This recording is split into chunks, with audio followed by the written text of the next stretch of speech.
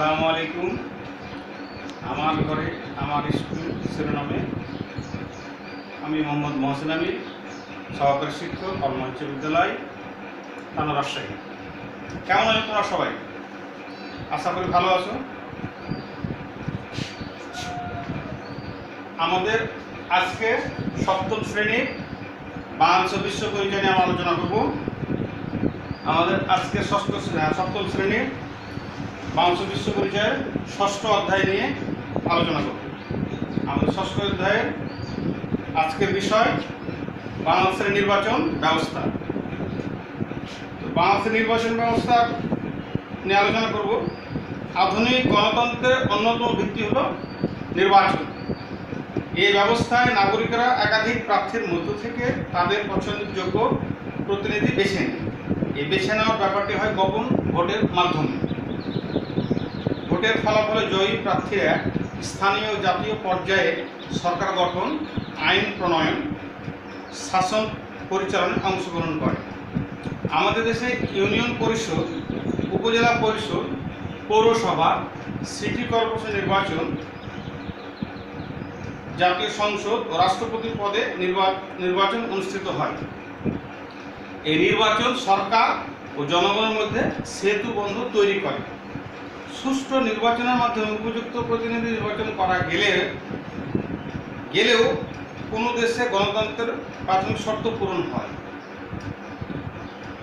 এই অধ্যায়ে আমরা শিখন ফল হিসাবে জানতে পারব, নির্বাচনের ধারণা ব্যাখ্যা করতে পারব, নির্বাচনের প্রয়োজনীয়তা ব্যাখ্যা করতে পারব, নির্বাচন পদ্ধতি বর্ণনা করতে পারব, বাংলাদেশের জাতীয় ও স্থানীয় পর্যায়ে অনুষ্ঠিত নির্বাচন প্রক্রিয়া উল্লেখ করতে পারব। প্রথমে আমরা নির্বাচনের ধারণা নিয়ে আলোচনা করব। সাধারণ অর্থে নির্বাচন হলো এমন একটি প্রক্রিয়া বা পদ্ধতি যার মাধ্যমে দেশের ভোটাধিকার প্রাপ্ত নাগরিকেরা তাদের প্রতিনিধি বাছাই করে। অন্যভাবে বলা যায়, নির্বাচন একটি সাংবিধানিক প্রক্রিয়া, যে প্রক্রিয়ার মাধ্যমে ভোটাধিকার প্রাপ্ত সকল নাগরিক ভোট দিয়ে রাষ্ট্রের শাসন কার্য পরিচালনার জন্য প্রার্থী বা প্রতিনিধি বাছাই করে। এবার নির্বাচনের প্রয়োজনীয়তা, কেন নির্বাচন ব্যবস্থা থাকবে বা নির্বাচন কেন করা হয়।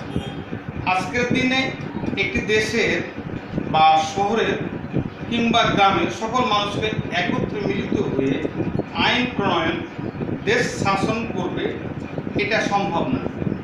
এজন্য জনগণকে তাদের প্রতিনিধি নির্বাচন করতে হয়। প্রতিনিধিরা তাদের হয়ে শাসন পরিচালনা করে। এই প্রতিনিধি নির্বাচন অনুষ্ঠিত হয় জনগণের অংশগ্রহণে ভোট প্রদানের মাধ্যমে।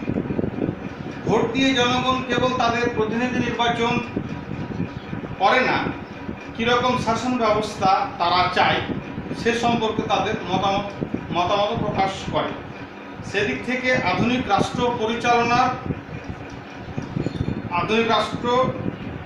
নির্বাচনের কোন বিকল্প নেই।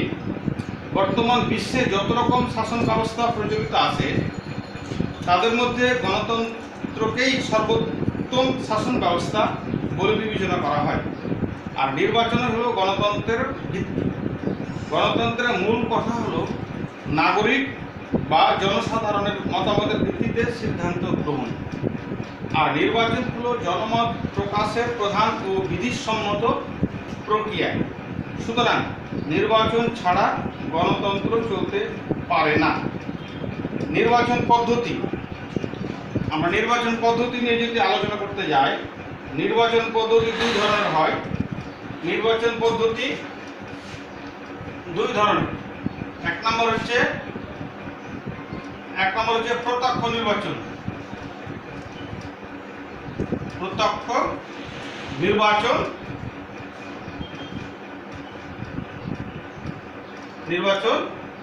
দুই নম্বর হচ্ছে পরোক্ষ নির্বাচন।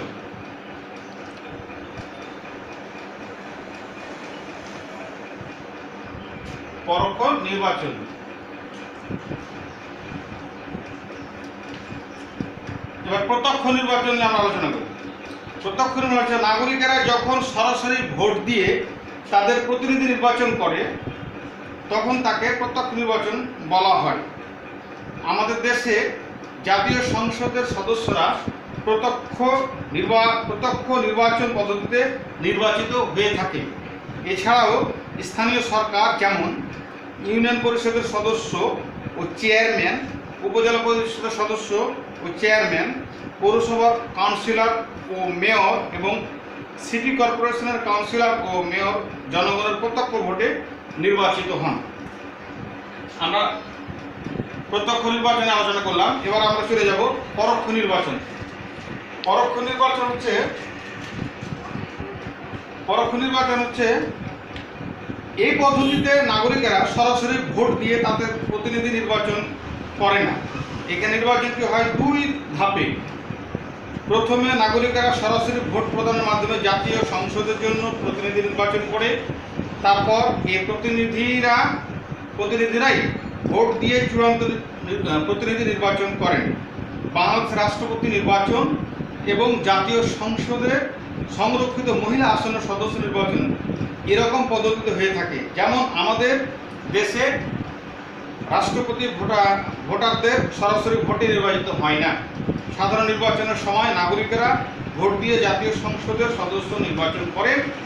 এই নির্বাচিত প্রতিনিধিরাই ভোট দিয়ে রাষ্ট্রপতি নির্বাচন করেন। একইভাবে জাতীয় সংসদের সংরক্ষিত মহিলা আসনের সদস্যরাও জনগণের সরাসরি ভোটে নির্বাচিত হন না। জাতীয় সংসদের নির্বাচিত সদস্যরাই এই আসনগুলোর জন্য ভোট দিতে পারেন।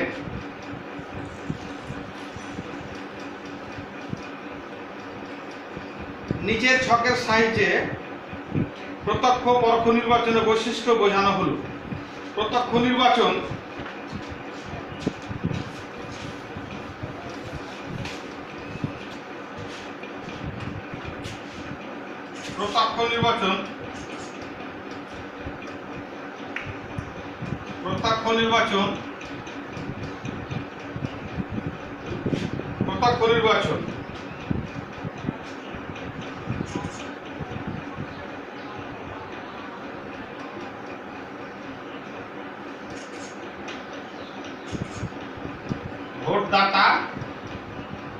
ভোটদাতা সরাসরি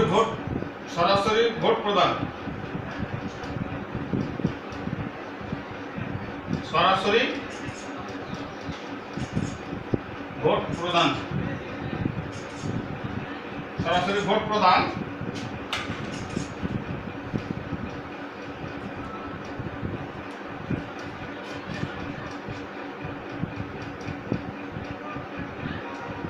নির্বাচিত প্রতিনিধি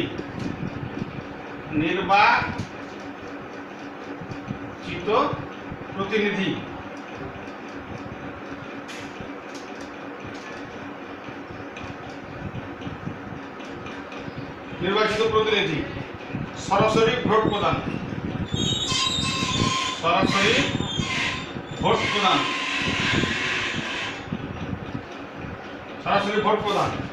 পরোক্ষ নির্বাচন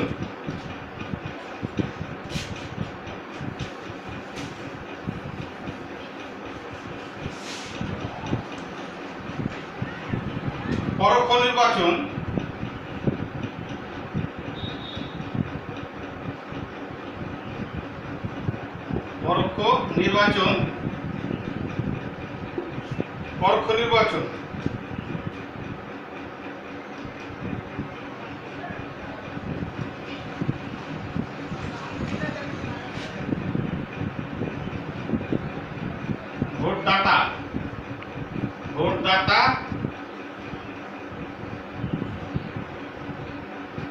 মধ্যবর্তী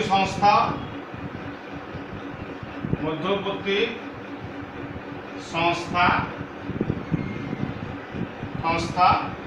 বা প্রতিনিধি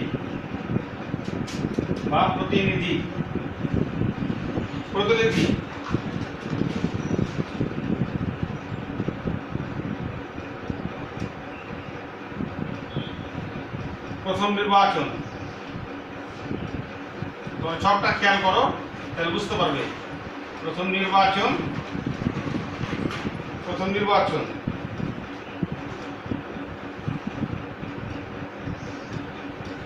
চূড়ান্ত নির্বাচন,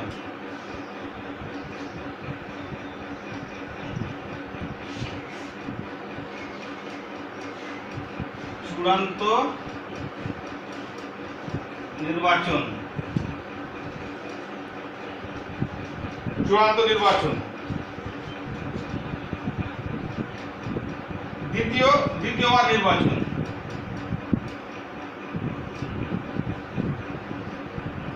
নির্বাচন,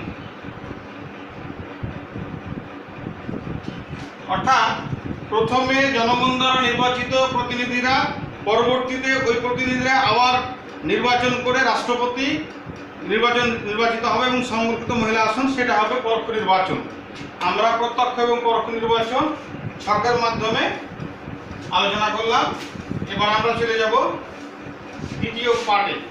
দ্বিতীয় পার্ট আছে বাংলাদেশের জাতীয় ও স্থানীয় পর্যায়ে নির্বাচন প্রক্রিয়া।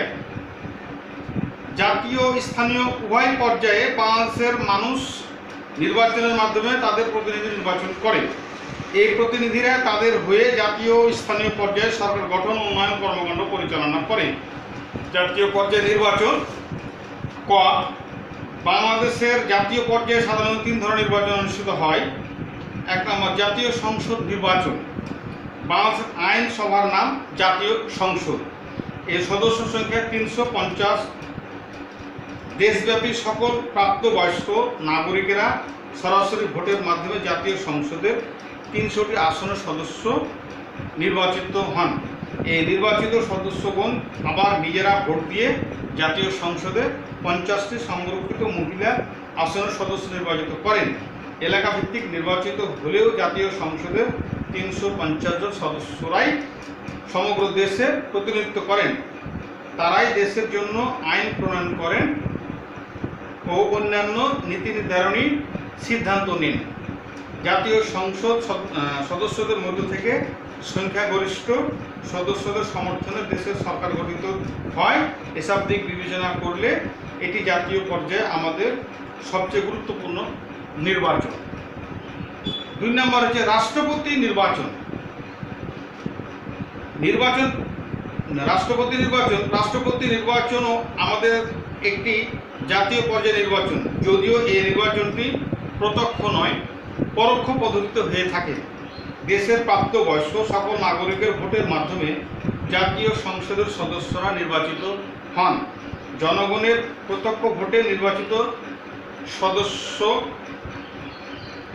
সংসদ সদস্যগণ এই জনপ্রতিনিধিরাই ভোট দিয়ে 5 বছরের জন্য দেশের রাষ্ট্রপতি নির্বাচন করেন। গণভোট। 3 নম্বর আমরা বলতে পারি গণভোট। দেশের কোনো গুরুত্বপূর্ণ বা নীতি নির্ধারণী বিষয়ে সরাসরি জনগণের মতামত গ্রহণ বা যাচাইয়ের জন্য যে ভোট অনুষ্ঠিত হয়ে থাকে তাকে গণভোট বলে। বাংলাদেশের সংবিধানের 15 সংশোধনের মাধ্যমে গণভোট ব্যবস্থা বাতিল করা হয়েছে, তবে বিশ্বের অন্যান্য দেশে গণভোট ব্যবস্থা চালু রয়েছে। স্থানীয় পর্যায়ে নির্বাচন। আমরা স্থানীয় পর্যায়ে নির্বাচনগুলো দেখে নিই। দেশের শাসন ব্যবস্থা ও উন্নয়ন কর্মকাণ্ড সুষ্ঠুভাবে পরিচালনার জন্য কেন্দ্রীয় সরকারের অধীনে স্থানীয় পর্যায়ে কয়েকটি প্রশাসনিক স্তর রয়েছে, যেমন গ্রামাঞ্চলে ইউনিয়ন পরিষদ ও উপজেলা পরিষদ, শহরাঞ্চলে পৌরসভা ও সিটি কর্পোরেশন ইত্যাদি।